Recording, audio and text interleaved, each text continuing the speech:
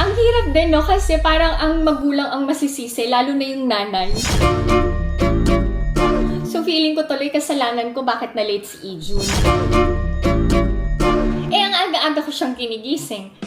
Alam niyo si Ijun, pagbangon niya sa room niya, hihiga pa yan ulit sa room namin bago siya maligo. Busy ako sa kusina. Akala ko nagwa-wash na siya. Hindi pa pala. So, I appreciate your concern to netizens. Sa totoo lang, malaking bagay yan. Kasi, ibig sabihin, the kids are also loved by you. So, maraming salamat. But, whenever they feel tired and they ask for rest, we allow them to rest.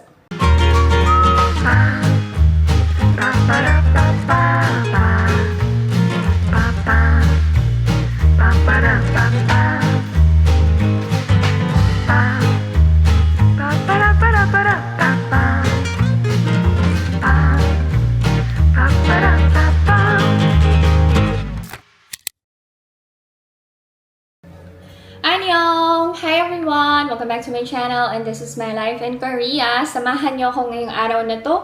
Diyan lang kayo.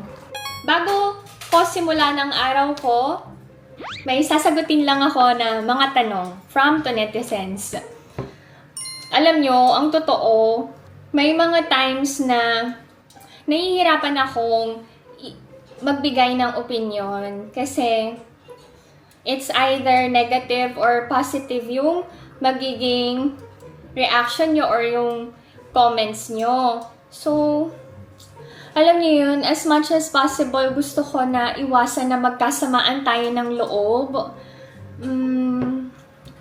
Kasi, I value you to netizens. So, importante din sa akin yung opinion nyo.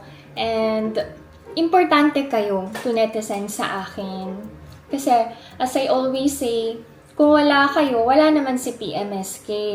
So, iwasan natin yung magkatampuhan or magkasamaan ng loob, ha? Madaming nag-worry sa mga kids nung nag-share ako ng video na 3 AM na umuwi si Ina. Alam nyo, ako din talaga nag-worry sa mga kids, lalong-lalo na kay Ina kasi sobra-sobra yung pag-aaral niya. And sinabi ko na to sa vlog, hindi namin pinipressure ang mga bata. Sa totoo lang, hindi namin sila gusto na maging top 1 sa school and okay kami na balance lahat. Pero I think kasi hindi nanggagaling sa amin yung pressure Nanggagaling mismo dito sa Korea. Nanggagaling mismo sa school nila, sa academy nila.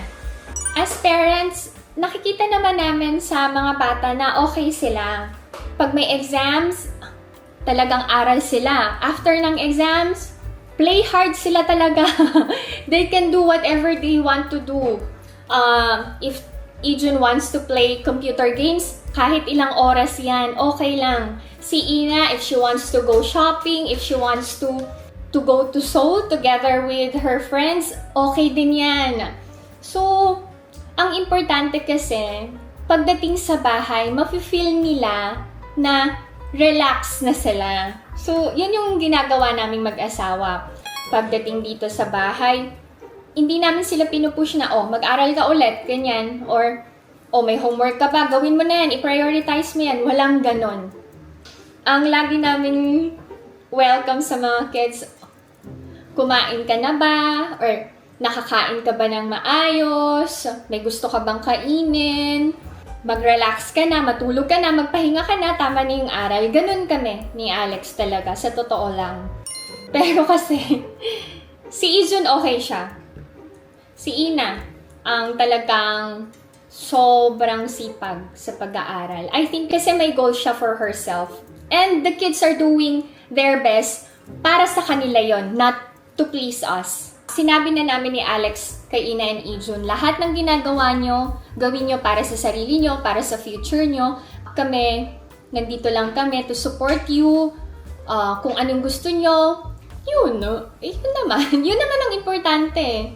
Magawa ng mga kids yung gusto nila para sa sarili nila.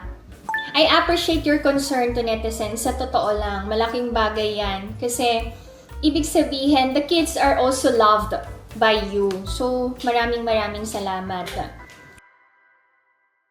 Sa nagtanong kung safe ba hanggang 3 a.m., masasabi ko na safe. Kasi, maliwanag naman ang kalsada dito sa Korea. Maraming CCTVs. Pero kasi, hindi natin alam yung pwedeng mangyaring aksidente, alam nyo yun. Hindi naman lahat ng Koreans ay mababait. So talagang kailangan lang mag-ingat kahit gaano ka-safe yan. Lagi ko din sinasabi kay Ina, since babae siya, huwag kang maglalakad sa mga madidilim na kalsada. Dapat dun ka sa daanan ng tao, dun sa maraming ilaw, may sasakyan, daanan ng sasakyan, ganyan. Pero maganda lang din naman kasi may nagpapatrol na police cars. So, yun. And sa neighborhood naman namin, so far, walang mga masasamang nangyayari. So, thank you, Lord. Kasi palagi niya pa rin pinoprotect ang mga kids. And syempre kami, buong pamilya. Yun. Ano pa? Okay. Ang mga kids ba, paano pumapasok and umuuwi? Actually, naglalakad lang si Ijun kasi paglabas ng gate, school na. Tapos, mag-walk lang ng 10 minutes, academies na. Pero si Ina kasi, sa ibang lugar siya nag-aaral. So, nagra-ride siya ng bus going to school and coming back home. Bus yung transportation niya. And, anong oras pumapasok ang mga kids? Si Ijun, inapan. Si Alex nagtatanong kung ano isusuot niya. Si Ijun, pumapasok siya ng 8:30, sometimes 8:40, ganon. Ang start ng class ni Ijun is 9 a.m. But, he has to be at school at 8:15. So, kapag nag-attendance and wala siya, considered as late na siya kahit hindi pa 9 o'clock. Na-late na ba si Ijun? Yes, na-late na siya once and tumawag kaagad ang teacher kay Alex. Sinabi na, we have to make sure na hindi late, maging responsable sa oras ang anak namin. So, alam nyo, ang hirap din, no? Kasi parang ang magulang ang masisisi, lalo na yung nanay. So, feeling ko tuloy kasalanan ko bakit na-late si Ijun. Ang aga-aga ko siyang kinigising. Alam niyo si Ijun, pag bangon niya sa room niya, hihiga pa yan ulit sa room namin bago siya maligo. Busy ako sa kusina. Akala ko nag-wash na siya. Hindi pa pala. So, yun. And then, natatapos ang class ni Ijun ng 4 p.m. Then, he comes home to take a rest and papasok ulit sa academy. Ang pinaka-late na uwi ni Ijun from academy is around 10 ang tapos ng class. And then si Ina, since high school na siya and kailangan niyang mag-travel papunta sa school, mas maaga siyang umaalis ng bahay. Si Ina kailangan nakalabas na siya ng bahay at 8:10 kasi may schedule ang bus. Pag na-miss niya yung bus, malilate talaga siya. And pag na-miss niya yung bus, kailangan ko siyang ihatid. So, yon. And, nag-i-end ang class ni Ina at 5 p.m. So, pag uwi niya dito, magre-rest siya, kakain ng merienda, then, papasok ulit sa academy. Si Ina naman, umaabot ng 11 p.m. yung academy niya, but not every day. Yun. So, what we do, meron talagang card ang mga kids na magagamit nila to buy snacks or yung dinner nila pag hindi sila makakakain sa bahay. Magkano ang allowance ni Ina? Medyo malaki yung binibigay namin sa kanya kasi may nag-spend siya ng money for transportation. So, around 200 to 250,000 won a month. And then si Ijun naman, we give him 100,000 won a month. Pero, may times na nag-exceed sa 100,000 won yung allowance ni Ijun kasi kain siya ng kain. Matakaw lalaki. So, yun. Okay? Hindi ba nahihirapan ang mga kids sa sa life nila? Of course, nahihirapan sila. Sino ba naman ang hindi nahihirapan sa pag-aaral, 'di ba? Ako nga, na half day lang before ang class, parang pagod na ako. What more si Ina and Ijun na from morning hanggang late night nag-aaral, 'di ba? So, napapagod sila. But whenever they feel tired and they ask for rest, we allow them to rest. Pag gustong mag-absent, okay, mag-absent ka. Mag-rest ka for the whole day. Okay lang yon. Ang problema, yung teacher ang nag-worry kapag may na-miss na class ang mga kids sa academy. Pag nag-miss pa, may makeup class. Yes, nag-makeup class ang academy. It's either makeup class or magbibigay sila ng refund. Pero we prefer makeup class kaysa sa refund. Someone asked, libre ba ang lunch ng mga students dito sa South Korea? Yes. Kahit public school, libre ang lunch from elementary to high school. And alam nyo ang maganda? Kasi hindi lang basta-basta ang naghahanda ng lunch ng mga kids. Meron silang chef, merong dietitian, and lahat mini-measure ang calories, ganyan, even yung fat and all, lahat yan hinahanda. Paano ko nalaman? Kasi meron akong Pinay friend, ang asawa niya ay chef sa school. So, hindi lang siya basta-basta hinahanda para sa mga estudyante. Talagang kino-consider nila yung maganda para sa health ng mga students. And ini-inform kaming parents kung ano yung menu of the day. Bakit ini-inform ang mga parents? Kung sakali na merong nagkasakit, merong nag-diarrhea, alam niyo yun, may nagsuka, at least alam namin kung ano yung sasabihin sa doctor. And para na din sa protection ng school, yun. Ganon kaganda ang sistema dito sa Korea, sa totoo lang. Mapapawaw ka talaga. Sobra. And merong certain application na ginagamit where we can communicate with the teachers. Hindi pwedeng magbigay ng personal number ang mga teachers sa totoo lang. Kasi, alam nyo, kailangan din protektahan ang mga guro. Kasi, may mga parents na sobrang demanding. And, nagkukos yun ng stress or depression sa mga teachers. Kung napanood nyo yung Teach You a Lesson, totoo yun. Alam nyo, gandang-ganda ako sa drama na yon. Kasi natakal niya yung mga issues pagdating sa education, pagdating sa school, sa student, mga teacher, even parents, alam nyo yon. So, kung di nyo pa napanood, panoorin nyo to, netizens. Nangyayari talaga dito sa Korea. Lahat ng mga episodes sa Teach You a Lesson. Yun. And kami, as parents, nire-respeto namin yung oras ng teacher.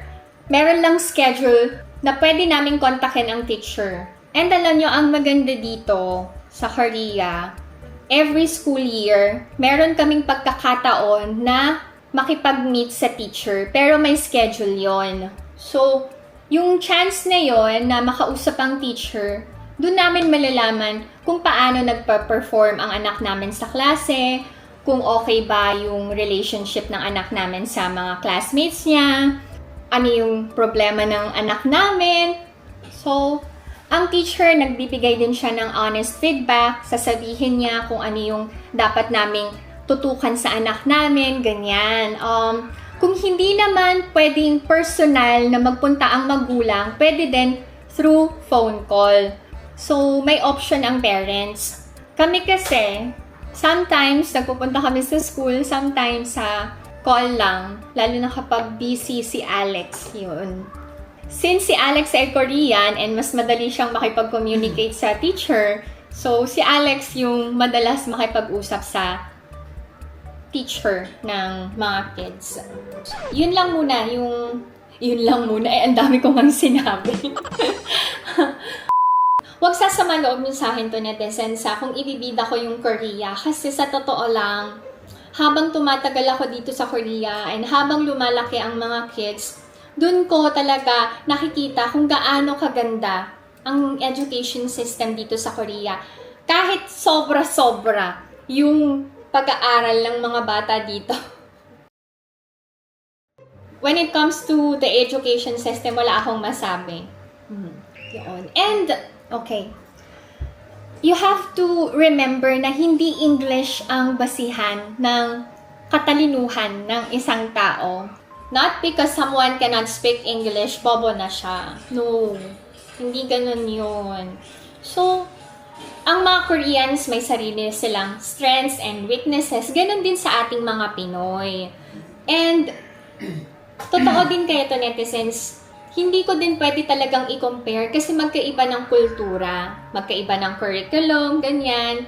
Pero alam nyo, ako as a Pinoy na naka-experience ng magandang buhay dito sa Korea, of course, that's something that I wish for my kababayan sa Philippines. Ako, gusto ko din talaga na maging maunlad ang Pilipinas. Kasi gusto kong ipagmalaki kung saan ako nanggaling. And ang family ko nasa Philippines. Ang mga pamangkin ko sa Pilipinas nag-aaral. So, yun. Tapos nang maligo si Alex and he's ready na. We're going to, Inapa, where are we going? Hanaro Mart? We're going to Hanaro Mart. First time namin pupuntahan yun. Sumama na kayo to netizens. Diyan lang kayo.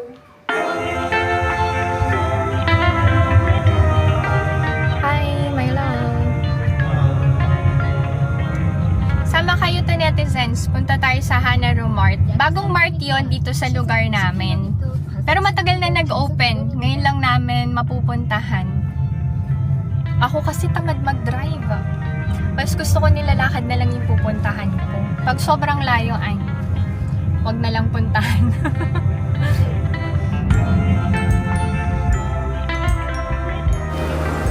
This is the Hanaro Mart.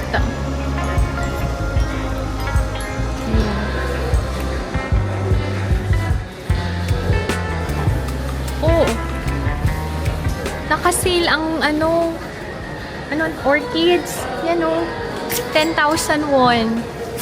Tapos kapag may kasamang pot, 13,000 won. Uy, ang ganda oh. Wow. Ay, ano tong kiwiti banana? 1,780 lang. Oh, ito naman, 19,800. Peaches to netizens. Ay, ito namang, tangerines, 9,980.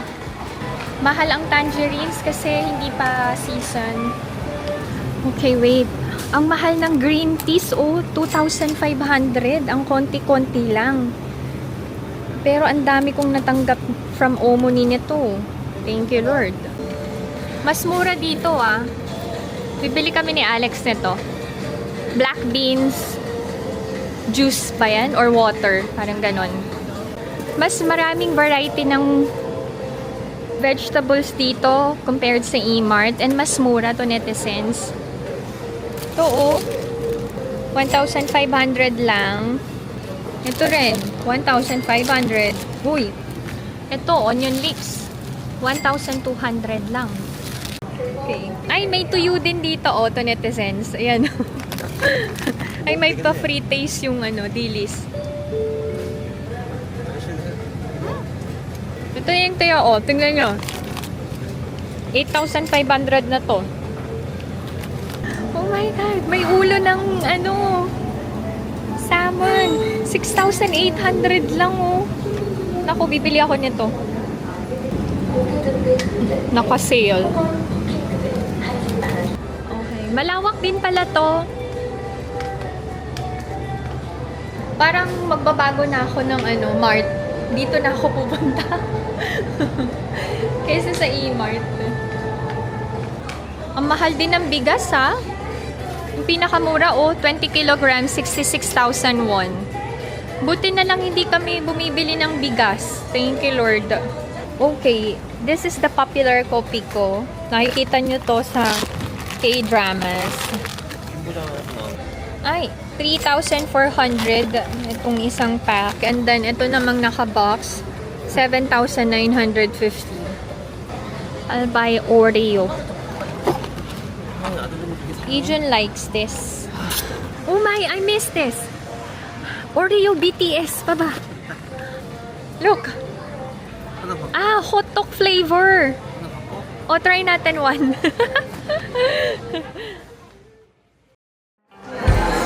Okay.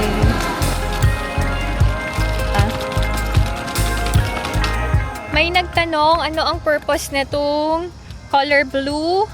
Pang stopper yan, para kapag may katabing sasakyan, hindi matamaan or hindi magasgas yung katabing sasakyan. Yung iba hindi color blue. Mag-o-open yung malaking pharmacy dito sa July 17. Done sa Mart. We're going home now. We are already home. Ay, tignan nyo naman ang kulay ng parking namin. Kulay ube.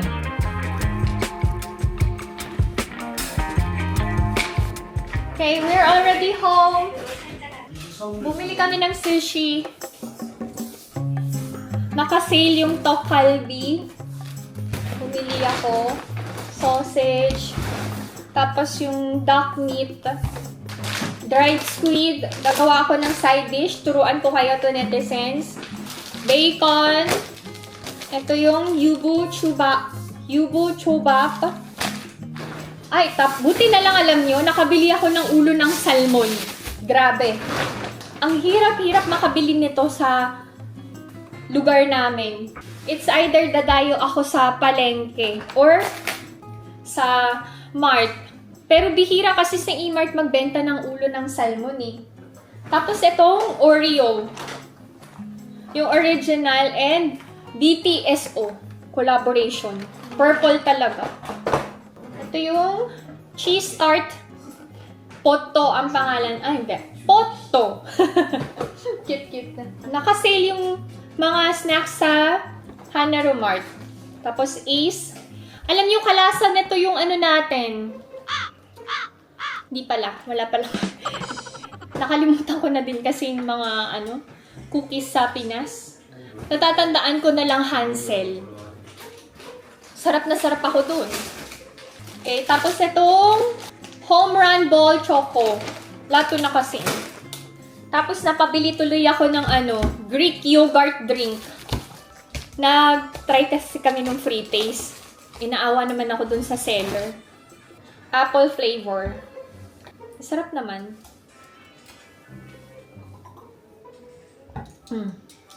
Tapos, peach yogurt for Ina. Peach lang yung gusto niyang flavor eh. Tapos yung mango juice from Del Monte, 1+1. Bumili din ako ng milk kasi everyday nagmi-milk si Alex. Cider. Hindi ako mahilig sa cider to, netizens. Pakonti-konti lang. Alam niyo yung pampadighay lang. Dati grabe talaga akong uminom nito. Simula nung nagka-hyperthyroidism ako, nag-stop ako nun. Tapos nung naging okay lang ako, saka ako bumalik. Uminom ng cider. Bumili din ako ng apple vinegar. And lastly, itong black beans, water. Aamuyin ko sana, naka-sealed pala. So, ito lang yung pinamili namin to, netizens. Maganda doon sa Hanaru Mart, ang daming naka-seal. Tapos, isang floor lang. So, hindi nakakahilo and nakakapagod. Ang total ng pinamili namin is, magkano ba? 122,970. Okay. So, yun, netizens. Kainin namin ni Ina yung sushi. Wait, ligpitin ko lang. Merienda to. Bago pumasok si Ina sa study cafe. Naya, come. Inapa. Merienda. 여기서 먹어. 초코 주제가 있어요. 못생겼어. 엄마.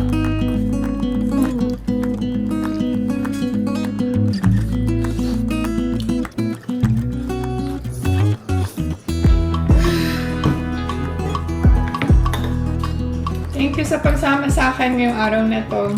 See you sa next vlog. Bye! Huwag kayong magtampo ah. Bye-bye. Baby! Pizza na! Bye!